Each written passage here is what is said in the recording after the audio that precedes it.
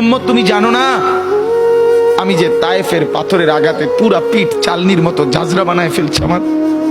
শোনো নাই তুমি? আমারে যে উহুদের ময়দানে দান দান শহীদ করে রক্তাক্ত করছে, তুমি শোনো নাই?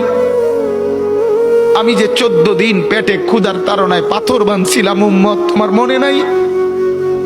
একবারও শোনো নাই আমার ক্ষুধার কষ্ট, আমার পিঠের ব্যথা, আমার দাঁতের ব্যথা, আমার কাঁধে 2টা কড়া ঢুকে গেছে? উম্মত, আমার ঘরে 3 মাস আল্লাহর নবীর স্ত্রী আয়েশা বলছে, আল্লাহর কসম উম্মত, নবীর স্ত্রী বলছে 3 মাস 3টা সূর্য চাঁদ উঠছে ডুবছে, রাইনা হিলালান সুম্মা হিলালান সুম্মা হিলালান, 3 চাঁদ 3 মাসে নবীর 9 জন বিবির কারো ঘরে আম্মা জান আয়েশা বলে 1 ফোঁটা চুলায় আগুন জ্বলে নাই।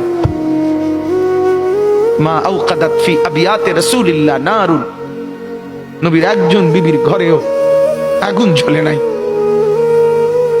আল্লাহ নবীর স্ত্রী আয়েশা একদিন বলছিল নবীকে পিঠে হাত বুলাইয়া, ইয়া রাসূলুল্লাহ, স্বামী আপনার পিঠ ছিদ্র ছিদ্র কেন?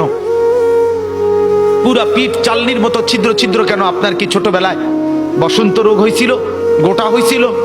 আল্লাহর নবী চোখের পানি ফেলে বলছে, আয়েশা তুমি জানো না আমার এই পবিত্র দেহে তো কোনোদিন মশাও বসে না, মাছিও বসে না, পোকা বসবে কেমনে? আমার পবিত্র দেহে তো হাঁটলে মেশকের গ্রান বের হয়, আমার পেশাব পায়খানাও তো কোনোদিন জমিনের উপরে 1 সেকেন্ড থাকে না, মাটি ফাঁক করে ভেতরে নিয়ে যায়, সেই আমার গায়ে গোটা হবে কেন? আয়েশা, এগুলো আমার তায়েফের পাথরের আঘাতের রক্তের দাগ।